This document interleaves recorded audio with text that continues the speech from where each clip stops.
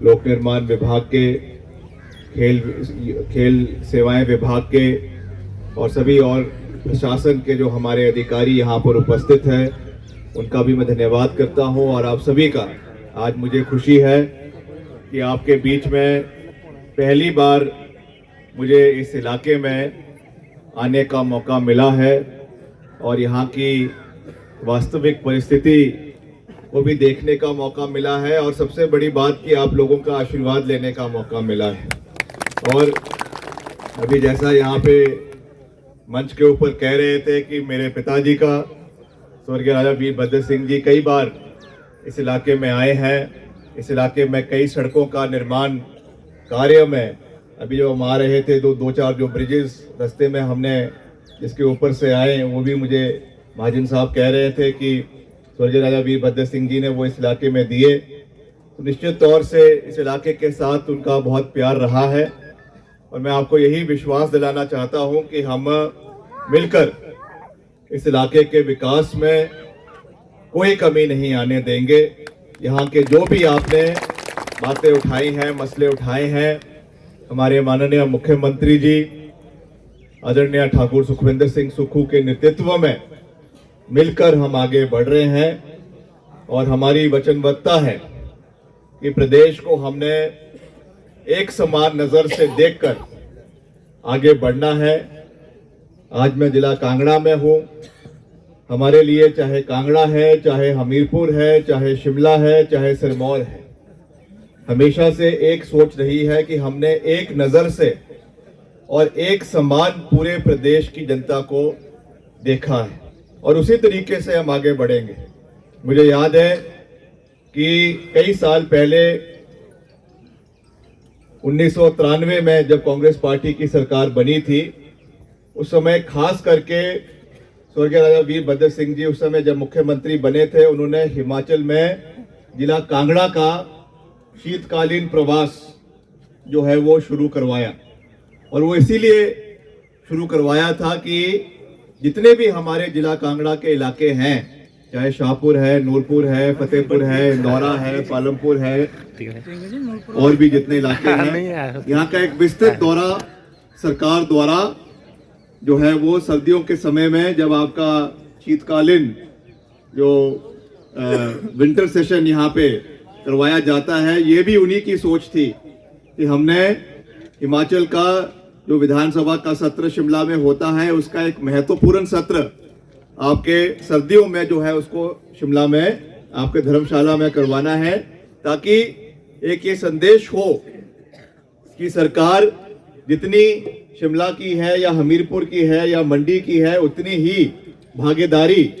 कांगड़ा के लोगों की भी उसमें है। और इसीलिए इसका प्रचलन प्रदेश के अंदर शुरू करवाया, एक बहुत स्वस्थ परंपरा शुरू करवाई गई। और अब हर साल सरकार जो है वो सर्दियों के महीने में कांगड़ा में आकर यहाँ पे विधानसभा का सत्र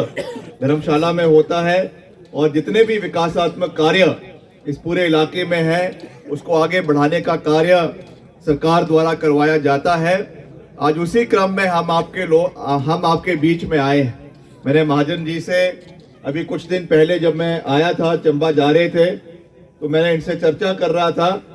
कि उस समय तो एक तूफानी दौरा था, मगर मैंने इनसे निवेदन किया कि मैं आने वाले समय में आपके अलग अलग जो छोटी छोटी पंचायतें हैं वहां पर जाकर लोगों से मिलना चाहता हूं, क्योंकि हम चाहते हैं कि एक डायरेक्ट कांटेक्ट, एक डायरेक्ट संवाद आप लोगों के साथ हो सके। आपको अपना काम करवाने के लिए नूरपुर या कोई और काम करवाने के लिए शिमला ना आना पड़े, इसलिए ये हमारा दायित्व है, सरकार का दायित्व है कि हम आपके द्वार पे पहुंचे और जो विकासात्मक कार्य हमारे सरकार द्वारा, मुख्यमंत्री जी द्वारा करवाए जा रहे हैं उसकी जानकारी भी आपको दे। और खास करके हमारे विभाग द्वारा जो मेरे डिपार्टमेंट्स हैं उनके अंतर्गत जो विकास कार्य हम इलाके में करवा रहे हैं उनको भी आगे ले जाने का कार्य जो है वो करें। इसीलिए आज मैं आप लोगों के बीच में यहाँ पर आया हूँ। और हमारा जो अभी एक बहुत ही बहुउद्देश्य जो कार्यक्रम आपकी सड़कों की अपग्रेडेशन का हिमाचल प्रदेश के अंदर चला हुआ है, उसमें प्रधानमंत्री ग्राम सड़क योजना के तहत जो हमारा तीसरा चरण है, उसके तहत इस सड़क का आपका जो अपग्रेडेशन, जिसका आज हमने यहाँ पे भूमि पूजन और जिसका शिलान्यास किया है, ये आने वाले समय में करीबन जो है 9 करोड़ रुपए की लागत से इसका कार्य आने वाले समय में पूरा होगा। उसके लिए मैं स्थानीय क्षेत्र की जनता को बहुत बधाई देता हूं और साथ ही जो एक यहाँ पे ब्रिज भी बनाने का जो अभी हमने फाउंडेशन रखा है, उसका कार्य भी आने वाले समय में उसको समय के ऊपर पूरा करवाया जाएगा, इसका मैं आपको विश्वास दिलाना चाहता हूं। और प्रदेश, आप जानते हैं कि आज एक मुश्किल समय से गुजर रहा है और अभी पीछे बहुत आपदा प्रदेश के अंदर आई, बहुत नुकसान प्रदेश का हुआ। आपने देखा जो बरसातों के मौसम में किस तरीके से त्राही पूरे प्रदेश के अंदर मची, तो उन चीजों का भी हमको ध्यान रखने की आवश्यकता है। आज प्रदेश में करीबन हमारा 15,000 करोड़ रुपए का नुकसान प्रदेश को इस पूरे बरसातों के मौसम में हुआ, इसमें कई हमारी बिल्डिंग्स बह गई, कई हमारे सड़क, कई हमारे ब्रिजेस, पुल्स और कई हमारे और संस्थान, कई निजी संस्थान भी लोगों के बहे, बगीचे बह गए, जिसकी वजह से बहुत नुकसान हुआ। खास करके आपका फतेहपुर में और जो आपका साथ लगता दौरा है, इसमें बहुत नुकसान हुआ। उसका जायजा लेने के लिए भी हम वहां पे जा रहे हैं और खास करके जो रिलीफ एंड रिहेबिलिटेशन के कार्य चल रहे हैं, उसको भी गति देने के लिए आप लोगों के बीच में आए। हमारे प्रदेश के जो लिमिटेड रिसोर्सेज है, उसके बावजूद हमारे माननीय मुख्यमंत्री जी ने, आदरणीय सुक्खू जी ने 4,500 करोड़ रुपए का पैकेज प्रदेश की जनता को देने का फैसला किया। इसके लिए मैं मुख्यमंत्री जी का दिल की गहराइयों से धन्यवाद करना चाहता हूं कि जो आपदा के समय में अगर किसी के घर